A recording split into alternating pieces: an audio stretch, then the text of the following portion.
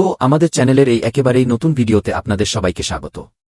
আজকের ভিডিওতে আমরা ধুরন্ধর সিনেমা নিয়ে কথা বলতে যাচ্ছি, যা বলিউডের সর্বশেষ সিনেমা এবং এই মুহূর্তে এটি শীর্ষে ট্রেন্ড করছে। এই সিনেমার প্রধান তারকাদের কথা বলতে গেলে এতে রণবীর সিং, অক্ষয় খান্না, সঞ্জয় দত্ত, আর মাধবন এবং অর্জুন রামপালের মতো বেশ কিছু বড় অভিনেতা রয়েছেন। এবং বন্ধুরা, এই সব কিছুর উপরে পুরো সিনেমাটি দেখার পর আমি বলতে পারি যে ধুরন্ধর সিনেমাটি সত্যিই একটি বিশুদ্ধ সিনেমা। আর তার কারণ হল, যদি এই সিনেমার গল্প, সিনেমার অ্যাকশন দৃশ্য, অভিনেতাদের অভিনয় বা আমাদের সামনে সিনেমার দৃশ্যগুলি উপস্থাপনের কথা বলি, তবে এই সমস্ত কিছু সিনেমার মধ্যে খুবই চমৎকার। তাই বন্ধুরা, আপনারা যদি এখনও পর্যন্ত সিনেমাটি হলে না দেখে থাকেন, তবে আপনাদের সবার জন্য আমি আজকের ভিডিওতে এই পুরো সিনেমার গল্পটি ব্যাখ্যা করতে চলেছি, যাতে আপনারা সবাই বাড়িতে বসেই এই দুর্দান্ত সিনেমার গল্পটি জেনে উপভোগ করতে পারেন। সুতরাং বন্ধুরা, এই কথাতেই তাড়াতাড়ি ভিডিওটি লাইক করে দিন এবং কমেন্টসে ধুরন্ধর লিখে দিন, যাতে আমি জানতে পারি যে আপনারা সবাই সিনেমার গল্প জানার জন্য উত্তেজিত। এছাড়াও যারা এখনও আমাদের চ্যানেলটি সাবস্ক্রাইব করেননি, তারা দ্রুত চ্যানেলটি সাবস্ক্রাইব করে নিন এবং সাবস্ক্রাইব বাটনের পাশের বেল আইকনটি অল এ সেট করে দিন, যাতে আমাদের চ্যানেলের কোনো নতুন ভিডিও আপনারা আর কখনো মিস না করেন। চলুন এবার কোনো দেরি না করে আজকের এই দুর্দান্ত ভিডিওটি শুরু করা যাক। বন্ধুরা, ধুরন্ধর সিনেমার গল্পটি মূলত 1999 সাল এবং 2001 সালে ঘটা সন্ত্রাসী হামলার উপর ভিত্তি করে তৈরি। কারণ বন্ধুরা, যদি আপনাদের ভারতের ইতিহাস জানা থাকে, তবে আপনারা নিশ্চয়ই জানেন যে 1999 সাল এবং 2001 সাল এই দুটি বছরে ভারতের উপর বেশ বড় হামলা হয়েছিল, যার মধ্যে প্রথমটি ছিল একটি বিমান হাইজ্যাক এবং দ্বিতীয়টি ছিল পার্লামেন্ট আক্রমণ। এবং বন্ধুরা, এই হামলাগুলি সেই সব সন্ত্রাসী গোষ্ঠী করেছিল যাদের পাকিস্তান সরকারের সমর্থন ছিল। কিন্তু সবকিছু জানার পরেও ভারত সরাসরি কিছু করতে পারেনি, আর তার কারণ হল সেই সময় পাকিস্তান অন্য দেশগুলির, বিশেষ করে ইউএসএ এবং উপসাগরীয় দেশগুলির অনেক বেশি সমর্থন পাচ্ছিল। কিন্তু যেহেতু ভারত সেই সময় পাকিস্তানকে সরাসরি রক্ষা করতে পারছিল না, তাই ভারত মিশন ধুরন্ধর শুরু করে। এবং বন্ধুরা, এই পুরো সিনেমাটিতে আমরা এই মিশন ধুরন্ধর দেখব। সুতরাং যদি আপনারা সবাই এই সিনেমার মূল ধারণাটি বুঝতে পেরে থাকেন, তবে চলুন সিনেমার গল্প শুরু করা যাক। বন্ধুরা, ধুরন্ধর সিনেমার গল্পটি 1999 সালের 30 ডিসেম্বর থেকে শুরু হয়। সিনেমার এই প্রথম দৃশ্যে আমরা অজয় সানিয়ালের সাথে পরিচিত হই, যিনি এই সময় ভারতের ইন্টেলিজেন্স ব্যুরোর ডিরেক্টর। আর এই চরিত্রটিতে অভিনয় করেছেন অভিনেতা আর মাধবন। আসলে এখানে আমরা জানতে পারি যে এই সময় ভারত থেকে উড়ে যাওয়া একটি ফ্লাইট, যা আফগানিস্তান যাচ্ছিল, তা আফগানিস্তানের কান্দাহার বিমানবন্দরে পৌঁছানোর সাথে সাথেই জৈশে মোহাম্মদ নামের একটি পাকিস্তানি সন্ত্রাসী গোষ্ঠী হাইজ্যাক করে নেয় এবং প্লেনের ভেতরে থাকা সমস্ত ভারতীয় বেসামরিক নাগরিকদের বন্দী করা হয়। তাদের দাবি ছিল যে তারা ভারতীয় নাগরিকদের তখনই মুক্তি দেবে যখন ভারত তাদের সহযোগী সন্ত্রাসীদের মুক্তি দেবে। কারণ এর কিছুদিন আগে ভারত বেশ কিছু সন্ত্রাসীকে ধরেছিল এবং এই হাইজ্যাকটি মূলত তাদের সবাইকে মুক্ত করার জন্য করা হয়েছিল। এখন ভারতের কাছে আর কোনো বিকল্প ছিল না। তাই ইন্ডিয়ান ইন্টেলিজেন্স ব্যুরোর ডিরেক্টর অর্থাৎ অজয় সানিয়াল, সেই সময়ের ওয়াও চিফ, পররাষ্ট্রমন্ত্রী এবং এমনকি প্রধানমন্ত্রীও তাদের কাছে নথি স্বীকার করেন এবং সন্ত্রাসীদের সমস্ত শর্ত মেনে বেসামরিকদের মুক্ত করেন। কিন্তু বন্ধুরা, এর প্রায় 2 বছর পরে অর্থাৎ 2001 সালের 13 ডিসেম্বর আরও একটি বড় ঘটনা ঘটে। এই দিন আমরা দেখি যে দিল্লির পার্লামেন্ট হাউসের বাইরে একটি অ্যাম্বাসেডর গাড়িতে করে 5 জন সন্ত্রাসী আসে এবং তারা পূর্ণ গতিতে প্রথমে ব্যারিকেড ভেঙে এবং তারপর পার্লামেন্টের ভেতরে ঢুকে তাদের অস্ত্র দিয়ে আশেপাশের সমস্ত পুলিশ অফিসারকে হত্যা করে এবং তারপর তো পুরো পার্লামেন্টের ভেতরে তাণ্ডব শুরু করে দেয়। তবে সঠিক সময়ে সেখানে অজয় সানিয়াল চলে আসেন এবং তিনি তার দল নিয়ে সেই সমস্ত সন্ত্রাসীদের খতম করে দেন। এবং এই সব ঘটার পরে যখন ভারত এই পুরো বিষয়টি জাতিসংঘ এবং মার্কিন যুক্তরাষ্ট্রের সামনে তুলে ধরে, তখন না জাতিসংঘে ভারত কোনো সাহায্য পায়, না ইউএসএ সাহায্য করে, আর না পাকিস্তান এর বিরুদ্ধে অন্য কোনো দেশ ভারতের পক্ষ নেয়। আর পাকিস্তানের কথা বলতে গেলে সেই সময় ইউএসএ থেকে শুরু করে অন্যান্য সব বড় দেশ, এমনকি উপসাগরীয় দেশগুলিও পাকিস্তানের সমর্থনে ছিল। আর এই কারণেই পাকিস্তানের বারবার হামলা সত্ত্বেও ভারত তাদের কোনো জবাব দিতে পারেনি। কিন্তু এবার মনে হচ্ছিল জল মাথার উপর দিয়ে চলে গেছে। আর তাই এই পার্লামেন্ট আক্রমণের পর ইন্টেলিজেন্স ব্যুরোর ডিরেক্টর অর্থাৎ অজয় সানিয়াল, রেড ডিরেক্টর, পররাষ্ট্রমন্ত্রী এবং এমন আরও অনেকে মিলে একটি উচ্চ পর্যায়ের বৈঠক করেন। এবং সেই বৈঠকে সিদ্ধান্ত নেওয়া হয় যে এখন পাকিস্তানকে ভেতর থেকে দুর্বল করা এবং ভারতকে রক্ষা করার একটি উপায় আছে। আর সেই উপায়টি হল মিশন ধুরন্ধর। বন্ধুরা, এই মিশন ধুরন্ধর মূলত ভারতের এমন একটি মাস্টার প্ল্যান, যার ব্যবহার করে ভারত তাদের সবচেয়ে দক্ষ এজেন্টকে পাকিস্তানের ভেতরে পাঠাবে এবং তারপর তার ব্যবহারের মাধ্যমে পাকিস্তানকে আভ্যন্তরীণভাবে দুর্বল করবে। আর এই কারণেই এই বৈঠকে মিশন ধুরন্ধরকে অনুমোদন দেওয়ার সাথে সাথেই মনে করা হয় যে এই মিশন শুরু হয়ে গেছে। এরপর দৃশ্য পরিবর্তিত হয় এবং পরের দৃশ্যে আমরা আফগানিস্তানে রণবীর সিংকে দেখি এবং আমরা জানতে পারি যে রণবীর সিংই ভারতের সেই এজেন্ট, যিনি পাকিস্তানে মিশন ধুরন্ধর পরিচালনা করবেন, অর্থাৎ তিনিই ধুরন্ধর। বন্ধুরা, এই মিশন শুরু হওয়ার সাথে সাথেই আমরা দেখি যে রণবীর সিং, যিনি ভারতের এজেন্ট, তার নাম রাখা হয় হামজা আলী।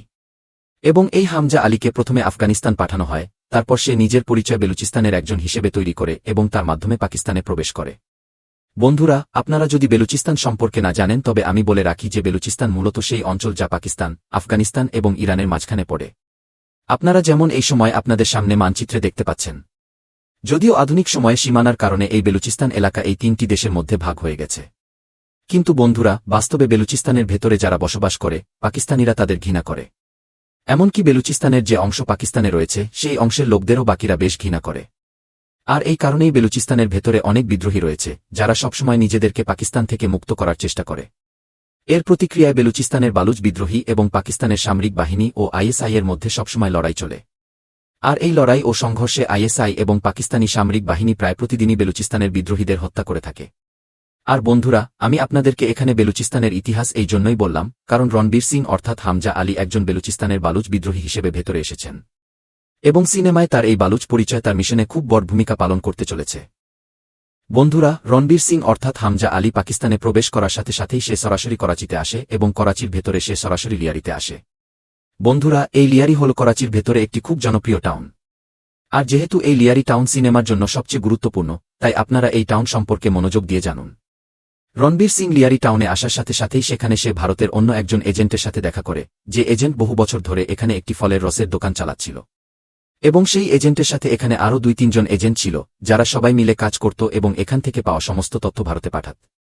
কিন্তু এখন এই সবাই মিলে ধুরন্ধর মিশন সম্পূর্ণ করার জন্য হামজাকে সাহায্য করবে। এখানে যখন হামজা এই দ্বিতীয় এজেন্টের সাথে দেখা করে যে পাকিস্তানে ফলের রসের দোকান চালাচ্ছিল, তখন সে হামজাকে সাহায্য করে এবং সে মূলত এই পুরো টাউন সম্পর্কে এত বছর ধরে যা যা জেনেছে সেই সমস্ত কথা হামজাকে বলে। সে হামজাকে জানায় যে এই পুরো মিশনের জন্য তারা পাকিস্তানের এই লিয়ারি টাউনকে বেছে নিয়েছে, কারণ এই পুরো লিয়ারি টাউন নিজেই একটি আলাদা সাম্রাজ্য। আর এই কারণেই যে এই পুরো লিয়ারিকে শাসন করে তার রাজত্ব পুরো করাচিতে হয়, এবং যে পুরো করাচিকে শাসন করে তার রাজত্ব পুরো পাকিস্তানে হয়। আর তাই লিয়ারি যার দখলে, পুরো পাকিস্তান তার দখলে। এই এজেন্ট রণবীর সিংকে অর্থাৎ হামজাকে জানায় যে এই পুরো লিয়ারির ভেতরে মোট 3 জন ডন আছে। এই 3 জন ডনের নাম হল আরশাদ পাপ্পু, বাবু ডাকাত এবং তৃতীয়জন রহমান ডাকাত, যাকে রহমান বালোচও বলা হয়। আর তার কারণ হল এই তৃতীয় ডন অর্থাৎ রহমান বালোচ একটি বেলুচিস্তানি পরিবার থেকে এসেছে। আর এই কারণেই রহমান বালোচ বেলুচিস্তানের লোকদের সমর্থন করে এবং সবসময় তাদের পক্ষেই কথা বলে। আর বন্ধুরা, এই যে রহমান বালোচ, যাকে রহমান ডাকাতও বলা হয়, সে হল দ্বিতীয় ডন অর্থাৎ বাবু ডাকাতের অবৈধ সন্তান। কিন্তু বড় হওয়ার পরে যখনই রহমান ডাকাত জানতে পারে যে বাবু ডাকাত তার অবৈধ বাবা, তখনই সে নিজের মাকেও খুন করে ফেলে। বন্ধুরা, এই পুরো লিয়ারি টাউনের ভেতরে রহমান ডাকাত পুরো 1/3 শাসন করে এবং বাকি 2/3 শাসন করে বাবু ডাকাত এবং আরশাদ পাপ্পু। এবং রহমান ডাকাতের সাথে মোকাবিলা করার জন্য এই বাবু ডাকাত এবং আরশাদ পাপ্পু দুজন মিলে কাজ করে। এখানে লিয়ারির ভেতরে হামজার পরিকল্পনা হল, যেহেতু সে একজন বালুচ সেজে এসেছে, তাই সে রহমান ডাকাতের গ্যাংয়ে ঢুকবে। আর গ্যাংয়ে ঢোকার সুযোগ সে খুব তাড়াতাড়ি পেতে চলেছে। এর কারণ হল রহমান ডাকাতের 2টি ছেলে আছে। একটি ছেলের বয়স 8 থেকে 10 বছর এবং অন্য ছেলেটির বয়স 19-20 বছর। আর এই রহমান ডাকাতের বড় ছেলের বন্ধুর কিছুদিন পরেই বিয়ে হতে চলেছে। আর যেহেতু বিয়েতে রহমান ডাকাতের ছেলে উপস্থিত থাকবে, তাই আরশাদ পাপ্পু এবং বাবু ডাকাতের পরিকল্পনা হল যে তারা তাদের লোকদের পাঠিয়ে রহমান ডাকাতের বড় ছেলেকে খুন করে দেবে। ভারতের এজেন্টরা এই সব জানতে পারে। আর এই কারণেই তারা জানে যে কিছুদিন পরে হতে যাওয়া বিয়েতে রহমান ডাকাতের বড় ছেলেকে মারা হবে। আর তাই হামজা ও অন্য এজেন্টরা পরিকল্পনা করে যে তারা সেই গুলি চালানোর মধ্যেই রহমান ডাকাতের বড় ছেলের প্রাণ বাঁচাবে এবং এই জিনিসটি দেখিয়ে রহমান ডাকাতের সামনে হিরো হয়ে যাবে। অর্থাৎ এভাবে তারা রহমান ডাকাতের বিশ্বাস জিতবে এবং তার গ্যাংয়ে খুব সহজে যোগ দেবে। এরপর যেদিন বিয়ে হয় সেই দিন হামজা এবং বাকি এজেন্টরা সেই বিয়েতে ওয়েটারের কাজ করে, কারণ তাদের দোকান থেকেই সেখানে খাবারের কন্ট্রাক্ট মিলেছিল। এবং তারপর কিছুক্ষণ পরেই রহমান ডাকাতের ছেলের আগমন হয়। কিন্তু হামজা এবং বাকি এজেন্টরা দেখে যে রহমান ডাকাতের ছেলে একা আসেনি, বরং সে সেখানে তার ছোট ভাইকেও নিয়ে এসেছে। আর এই কারণে হামজা এবং বাকি এজেন্টরা চিন্তিত হয়ে পড়ে যে এখন যে গুলি চালানো হবে তাতে 2 জন ভাইকেই কিভাবে বাঁচানো যায়। যদিও তাদের এতটুকু ভাবতেই সেখানে বেশ কিছু বন্দুকধারী আসে যারা আসলে বাবু ডাকাত এবং আরশাদ পাপ্পুর লোক, এবং তারা পুরো বিয়েতে গুলি চালানো শুরু করে দেয়। কিন্তু হামজা এবং তার এজেন্টরা মিলে রহমান ডাকাতের 2 জন ছেলেকেই বাঁচিয়ে নেয়। তবে তবুও শেষ পর্যন্ত সেই গুন্ডারা সবাই মিলে রহমান ডাকাতের বড় ছেলেকে গুলিতে ঝাঁঝরা করে দেয় এবং তাকে মেরে ফেলে। এই দেখে হামজা ও বাকি এজেন্টরা কিছু বুঝতে পারে না, কারণ তাদের পুরো মিশন ব্যর্থ হয়ে গিয়েছিল। কারণ তাদের পরিকল্পনা তো এটাই ছিল যে রহমান ডাকাতের বড় ছেলের উপর যখন হামলা হবে তখন তারা তাকে সেই হামলা থেকে বাঁচাবে এবং রহমান ডাকাতের সামনে বিশ্বাস অর্জন করবে। কিন্তু এখানে তারা রহমান ডাকাতের বড় ছেলেকে বাঁচাতে ব্যর্থ হয়েছে। তবুও হামজা হাল ছাড়ে না এবং সে নতুন কৌশল বের করে। আসলে সে ছোট ছেলেটির প্রাণ তো বাঁচিয়েছিলই, আর এই কারণেই সে ছোট ছেলেটির সামনে এমন নাটক করে যে সে বড় ছেলেটির প্রাণ বাঁচানোর চেষ্টা করছে। সে দ্রুত বড় ছেলেটির মৃতদেহ তোলে এবং তাকে হাসপাতালে নিয়ে যায় এবং ডাক্তারদের সামনে চিৎকার করে বলে যে তারা যেন তাড়াতাড়ি তার চিকিৎসা করে, কিন্তু স্বাভাবিকভাবেই তার জীবন চলে যায়। রহমান ডাকাত যখনই এই কথা জানতে পারে তখনই সে তার লোকজনের সাথে সরাসরি হাসপাতালে আসে এবং হাসপাতালে এসে সে সবার আগে তার ছোট ছেলের সাথে দেখা করে। এরপরই তার ছোট ছেলে তাকে পুরো ঘটনা বোঝাতে গিয়ে বলে যে যখন তার এবং তার বড় ভাইয়ের উপর হামলা হয়েছিল তখন হামজা নামের এই লোকটি তাদের দুজনের প্রাণ বাঁচানোর চেষ্টা করেছিল এবং বড় ভাই গুলিবিদ্ধ হলে তাকে হাসপাতালে নিয়ে এসেছিল। এই কথা শোনার পর রহমান ডাকাত প্রথমে তার ছেলের মৃতদেহটি দেখে এবং তাকে দেখে খুব কাঁদে, কিন্তু এরপর সে হামজার সাথে দেখা করে এবং তার ছোট ছেলের প্রাণ বাঁচানোর জন্য তাকে ধন্যবাদ জানায় এবং কিছু টাকা দেওয়ার চেষ্টা করে। কিন্তু হামজা টাকা নিতে অস্বীকার করে এবং সে রহমান ডাকাতকে বলে যে সে তাকে তার হিরো মনে করে। আসলে সেও রহমান ডাকাতের মতো একজন বালুচ এবং যেভাবে রহমান ডাকাত বাকি সমস্ত বালুচদের হকের জন্য রুখে দাঁড়ায় তা দেখে হামজার খুব ভালো লাগে, আর এই কারণেই সেও রহমান ডাকাতের গ্যাংয়ে আসতে চায় এবং তার সাথে কাজ করতে চায়। বন্ধুরা, হামজা এতক্ষণ যা যা করেছিল তাতে সে রহমান ডাকাতের বিশ্বাস তো জিতেই নিয়েছিল, সেই সঙ্গে টাকা না নিয়ে রহমান ডাকাতকে এটাও দেখিয়ে দিল যে তার টাকার কোনো লোভ নেই। আর এই কারণেই রহমান ডাকাত হামজাকে গ্যাংয়ে অন্তর্ভুক্ত করে নেয় এবং ধীরে ধীরে তাকে তার গ্যাংয়ের সমস্ত তথ্য দিতে শুরু করে। কিন্তু বন্ধুরা, এবার রহমান ডাকাত পরিকল্পনা করে যে সে বাবু ডাকাতকে মেরে ফেলবে, কারণ তারই লোকেরা তার বড় ছেলেকে খুন করেছে। কিন্তু বন্ধুরা, রহমান ডাকাত কিছু করার আগেই আমরা দেখি যে সেই হাসপাতালেই রহমান ডাকাতের সাথে দেখা করতে লিয়ারি টাউনের রাজনীতিবিদ আসে।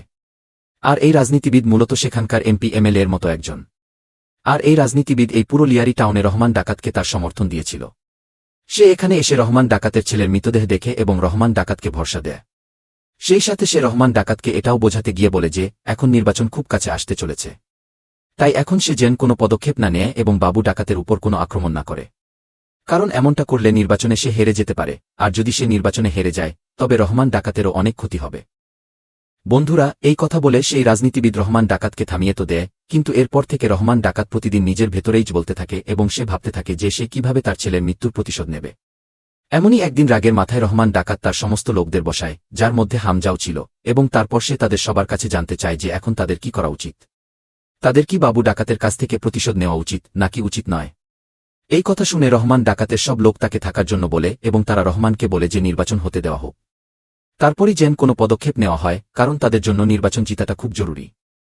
যদি তারা এই সময় কিছু করে তবে নির্বাচনে তাদের নেতার হার হতে পারে, যার কারণে শুধু তাদের সমর্থনই চলে যাবে না, তাদের ফান্ডিংও বন্ধ হয়ে যাবে। কিন্তু বন্ধুরা, এই সব কিছুর পরে রহমান ডাকাত হামজার কাছে জানতে চায় যে তাদের আসলে কি করা উচিত। যা শুনে হামজা সবার থেকে আলাদা উত্তর দেয় এবং সে রহমান ডাকাতকে বলে যে যদি আমি আপনার জায়গায় থাকতাম তবে আমি আমার ছেলের মৃত্যুর প্রতিশোধ অবশ্যই নিতাম। আসলে বাবু ডাকাত এই সময় যা করেছে তা সে বুঝে শুনে করেছে। সে নির্বাচনের ঠিক আগে আপনার ছেলের প্রাণ নিয়েছে যাতে আপনি এটা ভেবে বসে থাকেন যে নির্বাচন আসছে এবং আপনি তার উপর হামলা না করেন। কিন্তু আমি বলবো এটাই আপনার ভুল হবে, কারণ আসলে এই সময় সে নিশ্চিন্ত থাকবে এবং তার ধারণাই হবে না যে আপনি তার উপর হামলা করতে পারেন। এর পাশাপাশি নির্বাচনের জেতার কথা যদি বলি, তবে আপনি যদি তার উপর হামলা নাও করেন তবে নির্বাচনে আপনি এমনিতেই হেরে যাবেন। আর তার কারণ হলো আপনার ছেলের প্রাণ নিয়ে এবং আপনাকে এইভাবে নির্বাচন পর্যন্ত চুপ বসিয়ে রেখে সে এটা প্রমাণ করে দিয়েছে যে বাবু ডাকাত রহমান ডাকাতের চেয়ে অনেক বেশি শক্তিশালী এবং রহমান ডাকাতের ভেতরে এখন আর কোনো শক্তি নেই। আর তাই আপনি যদি আমার কথা মানেন তবে আপনার বাবু ডাকাতকে এখনই শেষ করা উচিত। এতে করে শুধু আপনার প্রতিশোধই পূরণ হবে না, বরং পুরো লিয়ারির ভেতরে এই বার্তা যাবে যে এই পুরো অঞ্চলে রহমান ডাকাতের উপরে কেউ নেই। এখন রহমান ডাকাত হামজার কথায় সম্মত হয় এবং এই কারণেই সে পরিকল্পনা করে যে এবার সে বাবু ডাকাত এবং তার পুরো গ্যাংয়ের উপর আক্রমণ করবে এবং তাদের সবাইকে শেষ করবে। এমনটা করার জন্য তারা পুরো পরিকল্পনা করে এবং একে একে বাবু ডাকাতের সব লোকের অবস্থান ঠিক করে এবং তারপর একবারেই তারা সব লোকদের শেষ করে দেয়। আর বাবু ডাকাতের কথা বলতে গেলে তাকে হামজা, রহমান ডাকাত এবং রহমান ডাকাতের বিশেষ লোক যে তার ভাইও হয়, যার নাম উজের, তারা সবাই মিলে তাকে শেষ করে। এর মধ্যে তারা সবাই মিলে বাবু ডাকাতকে ধাক্কা মেরে নিচে ফেলে দেয় এবং তারপর রহমান ডাকাত বাবু ডাকাতকে লোহা দিয়ে পিটিয়ে মেরে ফেলে এবং এভাবেই রহমান ডাকাত তার ছেলের মৃত্যুর প্রতিশোধ নেয়। এরপরেই নির্বাচন হয় এবং আমরা দেখি যে সেই পুরো নির্বাচনে এই রাজনীতিবিদ, যার নাম জমিল জামালি, পুরো সংখ্যাগরিষ্ঠতা নিয়ে জিতে যায়। কিন্তু বন্ধুরা, যখন রাজনীতিবিদ জমিল জামালি জেতেন এবং তাকে তার বিজনী বক্তৃতার জন্য ডাকা হয়, তখন সেই সময় দর্শকদের দেখে সে এটা বুঝতে পারে যে লিয়ারির যত জনগণ আছে তারা তার চেয়ে বেশি রহমান ডাকাতকে পছন্দ করে। আর এই কারণেই যদি কালকে রহমান ডাকাত রাজনীতিতে আসে তবে তার চেয়ার বিপদে পড়তে পারে। বন্ধুরা, রহমান ডাকাত এই সময় বেশ উপরে চলে এসেছিল, কারণ সে তার দুজন শত্রুর মধ্যে একজন বাবু ডাকাতকে শেষ করে দিয়েছিল। সে এখন পুরো লিয়ারির সবচেয়ে বড় ডন হয়ে উঠেছিল এবং সেই সাথে তার জনপ্রিয়তাও এত বেড়ে গিয়েছিল যে সে খুব সহজেই এখন নেতাও হতে পারত। এর পাশাপাশি হামজার কথা বলতে গেলে এখন হামজা রহমান ডাকাতের সবচেয়ে কাছের হয়ে গিয়েছিল। কিন্তু হামজা যে তার মিশনে ছিল তাকে আমরা দেখি যে সে রাজনীতিবিদ জমিল জামালির এই বিজয়ী বক্তৃতার সুযোগে তার মেয়ের সাথে দেখা করে এবং সে ধীরে ধীরে তাকে আকৃষ্ট করে নেয়, কারণ হামজা জানত যে রাজনীতিবিদ জমিল জামালির মেয়েটি তার মিশনে খুব কাজে আসতে পারে। বন্ধুরা, এই সব কিছুর পরে রাজনীতিবিদ জমিল জামালি যে জিনিসটিকে ভয় পাচ্ছিলেন সেটাই ঘটে। অর্থাৎ পাকিস্তানের যে বড় বড় ব্যবসায়ীরা তাদের সুবিধার জন্য এতদিন জমিল জামালিকে সমর্থন করত, তারা এখন রহমান ডাকাতের সাথে দেখা করে এবং তাকে সমর্থন করার কথা বলে। কারণ এখন পুরো লিয়ারির ভেতরে রহমান ডাকাতের চেয়ে বেশি ক্ষমতা আর কারও নেই, রাজনীতিবিদ জমিল জামালিরও না। কিন্তু বন্ধুরা, যখনই জমিল জামালি এই কথা জানতে পারে তখনই তার মনে রহমান ডাকাতের জন্য অনেক বেশি ঘৃণা ভরে যায় এবং সে যে কোনো মূল্যে রহমান ডাকাতকে দাবিয়ে দেওয়ার চেষ্টা করতে শুরু করে। এরপরই রহমান ডাকাত এবং এই দুজন ব্যবসায়ীর মিটিং ঠিক হয়, যেখানে আমরা জানতে পারি যে এই দুজন বড় ব্যবসায়ী ভাই, যাদের খান্না ব্রাদার্স বলা হয়, তারা আসলে পাকিস্তানে বেশ কিছু উল্টোপাল্টা কাজ করে এবং এই উপায়ে অনেক টাকা কামায়। যেমন হাওয়ালার মাধ্যমে কালো টাকাকে সাদা করা এবং জাল ভারতীয় নোট ছাপিয়ে ভারতে সরবরাহ করা। তবে বন্ধুরা, এই সবের মাঝেই আমরা এটাও লক্ষ্য করতে থাকি যে রণবীর সিং অর্থাৎ হামজা, সে তার বাকি সব এজেন্টদের সাথে মিলে যে কোনো বড় তথ্য পেলে তা ভারতেও পাঠায়। এবং এতক্ষণে সে সবচেয়ে বড় তথ্য এটাই পেয়েছে যে পাকিস্তানের এই দুজন ব্যবসায়ী ভাই অর্থাৎ খান্না ব্রাদার্স ভারতের জাল ৫ এবং ১,০০০ টাকার নোট ছাপিয়ে ভারতে সরবরাহ করছে এবং ভারতের মুদ্রাকে দুর্বল করে ভারতকে ক্ষতিগ্রস্ত করছে। তবে বন্ধুরা, এর পরের দৃশ্যে আমরা দেখি যে রহমান ডাকাত, হামজা, উজের এবং তার কিছু বিশেষ লোক মিলে খান্না ব্রাদার্সের সাথে মিটিং করতে আসে, যেখানে খান্না ব্রাদার্স তাকে আইএসআই এর প্রধানের সাথে দেখা করায়। ইনি আসলে আইএসআই এর একজন খুব বড় এজেন্ট, যার নাম মেজর ইকবাল। আর বন্ধুরা, এই মেজর ইকবালের চরিত্রে অভিনয় করেছেন অর্জুন রামপাল। এবং সত্যি বলতে সিনেমায় তার অভিনয় আমার কাছে সবচেয়ে আইকনিক লেগেছে। এই আইএসআই এর মেজর ইকবাল এখানে রহমান ডাকাতের সাথে মিটিং করে এবং সে তাকে বলে যে তার রহমান ডাকাতের কাছ থেকে অনেক অস্ত্র দরকার। কিন্তু কথা হলো, তার সেই সব অস্ত্রই চাই যা রাশিয়া এবং আমেরিকা তৈরি করে। কারণ আসলে তার পরিকল্পনা হলো যে সে রাশিয়ান এবং আমেরিকান তৈরি অস্ত্র নেবে। সেই অস্ত্রগুলি তার দেশের সন্ত্রাসী গোষ্ঠীগুলিকে দেবে এবং সেই সন্ত্রাসীদের মাধ্যমে ভারতের ভেতরে সন্ত্রাসকে বাড়িয়ে তুলবে। যেমন বেসামরিকদের হত্যা করা, বোমা বিস্ফোরণ করা এবং এই ধরনের অন্যান্য কাজ। বন্ধুরা, এই মিটিংয়ে উপস্থিত সবাই জানে যে এই ধরনের সমস্ত রাশিয়ান এবং আমেরিকান তৈরি অস্ত্রগুলি বেলুচিস্তান থেকে পাওয়া যেতে পারে, কারণ বেলুচিস্তানের প্রধানের কাছে এই সমস্ত অস্ত্রের অ্যাক্সেস রয়েছে। কিন্তু বন্ধুরা, যেহেতু আইএসআই এবং বেলুচিস্তানের বিদ্রোহীদের মধ্যে সবসময় শত্রুতা থাকে এবং তারা প্রায় প্রতিদিনই বালুচ বিদ্রোহীদের হত্যা করে, তাই আইএসআই সরাসরি তাদের সাথে ডিল করতে পারে না। আর এই কারণেই আইএসআই এর মেজর ইকবাল চায় যে রহমান ডাকাত তাদের জন্য বালুচ বিদ্রোহীদের সাথে ডিল করুক এবং সেই সমস্ত অস্ত্র এনে তাদের দিক। বিনিময়ে তারা যত টাকা চাইবে তা দিতে তারা প্রস্তুত। আর বন্ধুরা, রহমান ডাকাতও এই কারণেই, কারণ রহমান ডাকাত নিজেই একজন বালুচ ছিল। সে তার গ্যাংয়ে বালুচদের রাখত এবং সেই সাথে সে বালুচ বিদ্রোহীদের জন্য অনেক কাজ করত। আর এই কারণেই বেলুচিস্তানের সমস্ত বালুচ বিদ্রোহীরা রহমান ডাকাতকে একজন মসিহার মতো দেখে এবং তাকে অনেক সম্মান করে, যার কারণে রহমান ডাকাতকে তারা অস্ত্রের জন্য কখনোই মানা করবে না। রহমান ডাকাত এই ডিলে হ্যাঁ করে দেয়। এরপরই রহমান ডাকাত তার লোকজনের সাথে মিলে সরাসরি বেলুচিস্তান যায় এবং সেখানে বালুচ বিদ্রোহীদের প্রধানের সাথে দেখা করে এবং তাদের কাছ থেকে অস্ত্রের জন্য ডিল করে নেয়। এরপর সেই বালুচ বিদ্রোহীদের প্রধানও তাদের সমস্ত অস্ত্র সরবরাহ করে, যার পরে প্রচুর আমেরিকান এবং রাশিয়ান তৈরি অস্ত্র রহমান ডাকাতের কাছে চলে আসে, যা সে শীঘ্রই আইএসআই এর মেজর ইকবালকে হস্তান্তর করতে চলেছে। তবে বন্ধুরা, এরই মধ্যে আমরা রাজনীতিবিদ জমিল জামালির সাথে দেখা করি, যিনি এখন পুরোপুরিভাবে পরিকল্পনা করে ফেলেছেন যে তাকে রহমান ডাকাতকে পদ থেকে সরাতে হবে, কারণ রহমান ডাকাতের বাড়তে থাকা জনপ্রিয়তা এবং শক্তি খুব তাড়াতাড়ি তার চেয়ার কেড়ে নিতে চলেছে। এমনটা করার জন্য সে এসপি চৌধুরীকে দেখা করতে ডাকে। আর বন্ধুরা, আমরা জানতে পারি যে এসপি চৌধুরী আর কেউ নন, বরং অভিনেতা সঞ্জয় দত্ত। আমরা জানতে পারি যে এসপি চৌধুরী আসলে পুলিশে এসপি, কিন্তু ৫ বছর আগে জমিল জামালি তাকে সাসপেন্ড করিয়ে দিয়েছিল, আর তার কারণ হল তিনি খুবই সৎ ছিলেন এবং তিনি তার পুরো এলাকায় গুন্ডাগিরি বন্ধ করে রাখতেন। কিন্তু এখন যেহেতু জমিল জামালি চাইছে যে তার এলাকা থেকে রহমান ডাকাত মারা যাক এবং গুন্ডাগিরি শেষ হোক, তাই সে এসপি চৌধুরীকে নিজের কাছে ডেকে তাকে বলে যে সে তার পোস্টিং আবার লিয়ারিতে করছে, যাতে সে রহমান ডাকাতকে শেষ করে দেয়, অর্থাৎ তার এনকাউন্টার করে দেখায় যে সে মারা গেছে। কিন্তু বন্ধুরা, এসপি চৌধুরী জমিল জামালিকে এমনটা করতে মানা করে দেন, আর তার কারণ হল তিনি জমিল জামালিকে বলেন যে লিয়ারির ভেতরে যত পুলিশ আছে তারা পুরোটা রহমান ডাকাতের পকেটে আছে। তাই যদি আমি রহমান ডাকাতকে ধরতে বা তার এনকাউন্টার করতে পুলিশদের নিয়েও যাই, তবে তারা আমার পুলিশ দিয়েই আমাকে খুন করিয়ে দেবে। আর এই কারণেই আমি চাই যে আমাকে নিজস্ব একটি দল দেওয়া হোক, যে দলের লোক আমি নিজেই বেছে নেব। সেই সাথে লিয়ারিতে আমার একটি গোপন অফিস থাকবে, যা সম্পর্কে কেউ জানবে না। আপনি যদি এইসব মেনে নেন, তবে আমি পোস্টিং নিতে হ্যাঁ বলি। রাজনীতিবিদ জমিল জামালি এসপি চৌধুরীর শর্ত মেনে নেয় এবং সে তাকে তার স্পেশাল টাস্ক ফোর্স দেয়, যার সাহায্যে এসপি চৌধুরী রহমান ডাকাতকে ধরে তার এনকাউন্টার করতে পারে। বন্ধুরা, এই সব কিছুর মাঝে হামজা এবং জমিল জামালির মেয়ের প্রেমের গল্প চলছিল। আর এই কারণেই একদিন যখন তারা দুজন একসাথে বসেছিল তখন হামজা এসপি চৌধুরীর ছবি দেখছিল, কারণ তার পোস্টিং আবার লিয়ারি টাউনের ভেতরে করা হয়েছে। কিন্তু এসপি চৌধুরীর ছবি দেখে জমিল জামালির মেয়ে হামজাকে বলে যে সে তাকে আগে থেকেই চেনে, কারণ এই লোকটি প্রায়ই তার বাবার সাথে দেখা করতে তাদের বাড়িতে আসে। এই কথা শুনে হামজা বুঝতে পারে যে কিছু একটা গণ্ডগোল চলছে। আর এই কারণেই সে জমিল জামালির মেয়েকে বলে যে পরের বার সে যখনই আসুক তখন সে যেন তাদের সম্পর্কে সব কথা শোনে এবং সম্ভব হলে রেকর্ডও করে নেয়। যা শুনে জমিল জামালির মেয়ে হামজাকে হ্যাঁ বলে দেয়। বন্ধুরা, এরপর গল্পে আমরা দেখি যে রহমান ডাকাত বালুচ বিদ্রোহীদের কাছ থেকে যে সব অস্ত্র তুলেছিল, অর্থাৎ যে সব রাশিয়ান এবং আমেরিকান তৈরি অস্ত্র তুলেছিল, সে সেই সব নিয়ে গিয়ে আইএসআইকে দিয়ে দেয় এবং আইএসআই এর মেজর ইকবালের হাতে তুলে দেয়।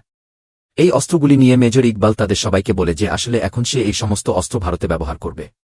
আর এমনটা করার জন্য সে অনেক সন্ত্রাসীকে ডাকে এবং সেই সমস্ত অস্ত্র তাদের হাতে তুলে দেয়। এরপর সে সবার সামনেই বলে যে এখন তাদের পরিকল্পনা হল যে তারা খুব শীঘ্রই সরাসরি জলপথে ভারতে ঢুকবে এবং ভারতে অনেক বর্বর সন্ত্রাসী হামলা চালাবে। এমন হামলা যাতে ভারত পুরোপুরি ভেঙে পড়বে। এই সবার মাঝে বসে যখন হামজা এই সমস্ত কথা শোনে তখনই সে দ্রুত ভারতে এই সমস্ত খবর পাঠিয়ে দেয়। এরপর ভারতের গোয়েন্দারা এই সমস্ত কথা জানতে তো পারে, কিন্তু এখন আমরা তাদের অবহেলা বলি বা তাদের অদক্ষতা। তারা কোনো সন্ত্রাসী হামলা থামাতে ব্যর্থ হয়। কারণ আসলে বন্ধুরা, এই সময় মেজর ইকবাল যে সন্ত্রাসী হামলার পরিকল্পনা করছিল সেই সন্ত্রাসী হামলাটি ছিল 2008 সালের 26/11 হামলা। আর যেমনটা আমরা সবাই জানি যে ভারতীয় গোয়েন্দারা 26/11 এর হামলা থামাতে ব্যর্থ হয়েছিল। তবে বন্ধুরা, এই সময় হামজা তার কাজ শেষ করে এবং সে তাড়াতাড়ি ভারতে গোয়েন্দা তথ্য পাঠিয়ে দেয় এবং ভারতের সমস্ত গোয়েন্দা দলকে এই কথা জানিয়ে দেয় যে সামনের সময়ে পাকিস্তান ভারতে অনেক বর্বর সন্ত্রাসী হামলা করাতে চলেছে। কিন্তু বন্ধুরা, এরই মধ্যে আমরা লিয়ারি সিটির ভেতরে দেখি যে রাজনীতিবিদ জমিল জামালি এসপি চৌধুরীর মাধ্যমে তার কাজ শুরু করে দেয় এবং সে রহমান ডাকাতের এনকাউন্টার করার পরিকল্পনা শুরু করে দেয়। এমনটা করার জন্য সে সবার আগে রহমান ডাকাতের বাড়ির ভেতরে যে চাকর থাকে তার মাধ্যমে রহমান ডাকাতের ছোট ছেলের খাবারে কিছু উল্টোপাল্টা মিশিয়ে দেয়, যা খেয়ে রহমান ডাকাতের ছোট ছেলের অবস্থা খুব খারাপ হয়ে যায়। আর এই কারণেই রহমান ডাকাত তাড়াহুড়ো করে তার স্ত্রী এবং ছেলেকে গাড়িতে নেয় এবং খুব কম লোকজনের সাথে সরাসরি হাসপাতালে বেরিয়ে যায়। এবং এভাবেই সে এসপি চৌধুরীর ফাঁদে ফেসে যায়। কারণ এরপর রাস্তায় এসপি চৌধুরী তাকে ধরে ফেলে এবং সে তাকে গ্রেপ্তার করে নিজের গাড়িতে তুলে নিয়ে যায়। এখন স্বাভাবিকভাবেই এখানে এসপি চৌধুরীর এই প্ল্যান ছিল যে সে এটাই দেখাবে যে সে রহমান ডাকাতকে গ্রেপ্তার করে থানায় নিয়ে যাচ্ছে। কিন্তু রাস্তায় রহমান ডাকাত পালানোর চেষ্টা করে, যার প্রতিক্রিয়ায় সে রহমান ডাকাতের এনকাউন্টার করে দিয়েছে। কিন্তু বন্ধুরা, এরই মধ্যে এই সমস্ত খবর হামজা, উজের এবং রহমান ডাকাতের বাকি সঙ্গীদের কাছে পৌঁছায়। কিন্তু খবর জানার সাথে সাথেই হামজার কাছে জমিল জামালির মেয়ের ফোন আসে, যে তাকে একটি ভিডিও পাঠিয়ে দেখায় যে সে তার বাবা এবং এসপি চৌধুরীর কথাবার্তা রেকর্ড করে নিয়েছে। এই ভিডিও রেকর্ডিংয়ে হামজা দেখে যে রাজনীতিবিদ জমিল জামালি, এসপি চৌধুরী এবং আরশাদ পাপ্পু তিনজন একসাথে বসে মিটিং করছেন। এবং এই ভিডিওর ভেতরে আমরা স্পষ্ট দেখতে পাই যে রাজনীতিবিদ জমিল জামালি এসপি চৌধুরীকে বলেন যে তুমি রহমান ডাকাতকে ধরে তাকে এনকাউন্টারে মেরে ফেলো, এইভাবে সে পথ থেকে সরে যাবে। বাবু ডাকাত ইতিমধ্যেই মরে গেছে আর তাই পুরো এলাকা আরশাদ পাপ্পুর হয়ে যাবে। যার পরে আরশাদ পাপ্পু জমিল জামালির কথামতো কাজ করবে কি।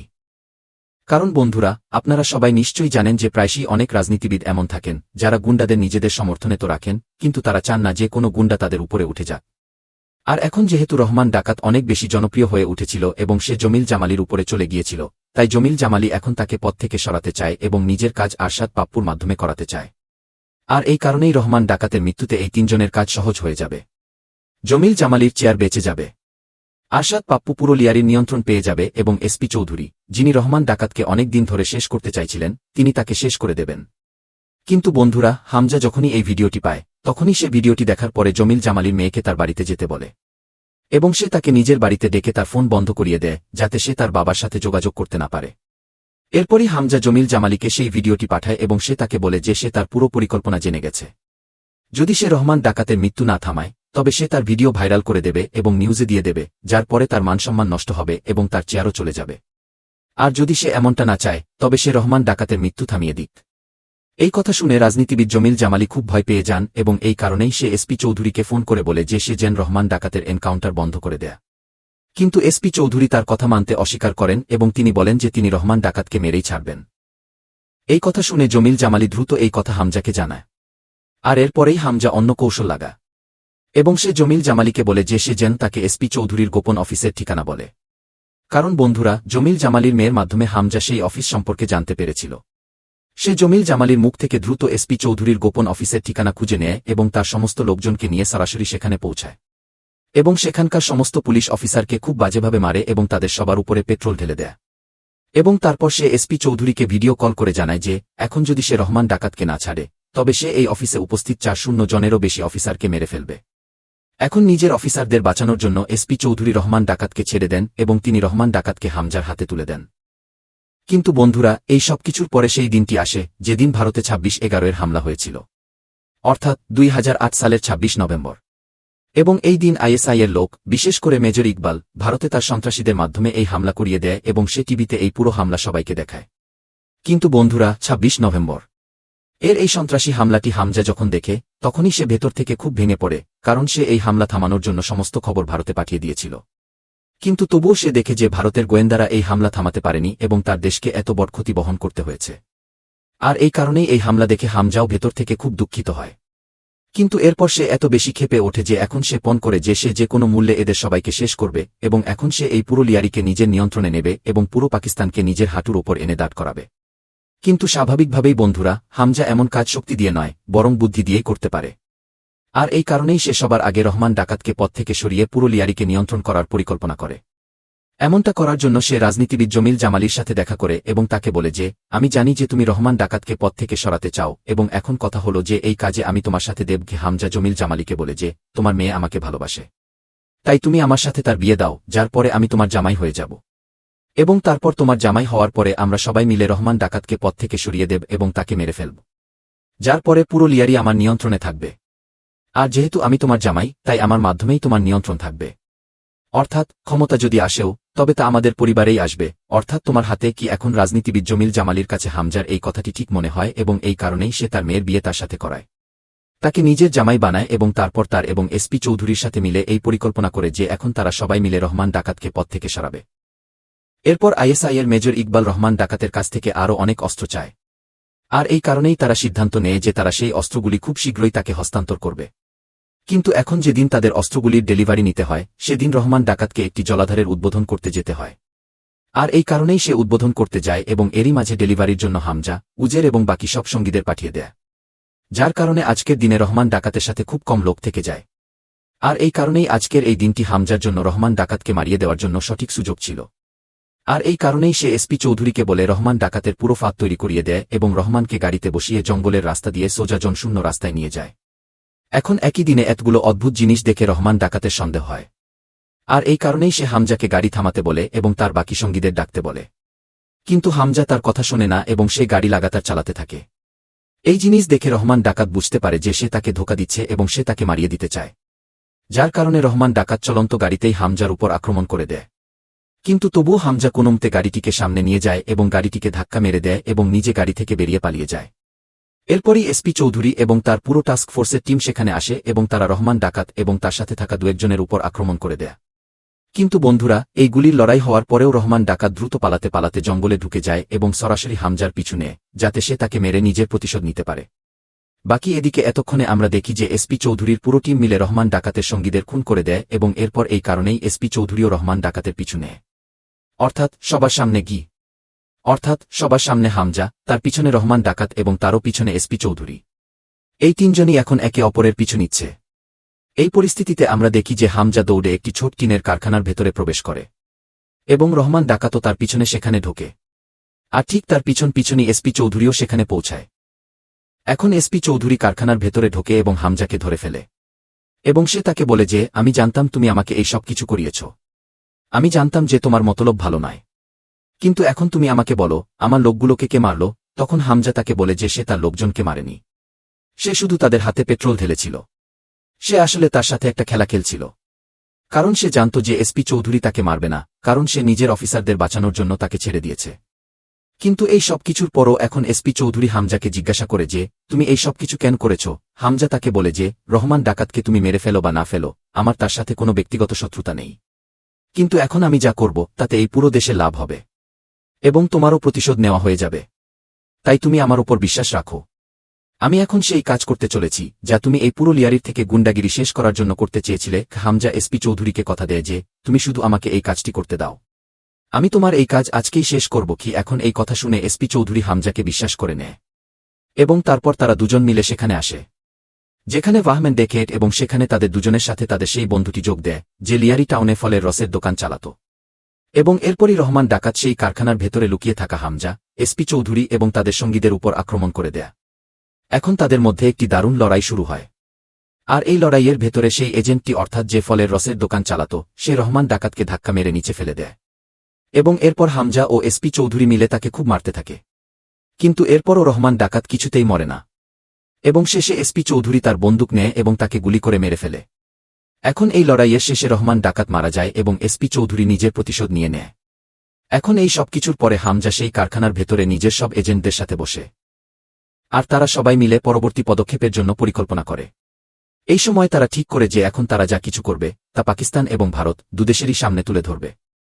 আর এই সব কিছুর মাঝে হামজা অর্থাৎ রণবীর সিং তার নিজের নাম বদল করে নেয়। আর সে এখন তার নতুন নাম রাখে রহমান ডাকাত। এরপরেই আমরা দেখি যে হামজা এখন পুরো লিয়ারি টাউনের ডন হয়ে গেছে। এবং সে তার নামের ব্যবহার করে পুরো লিয়ারি টাউনের সব জিনিসকে নিয়ন্ত্রণ করতে শুরু করে। আর এখন এই সব কিছুর পরে সে তার পরবর্তী পদক্ষেপ নেয়।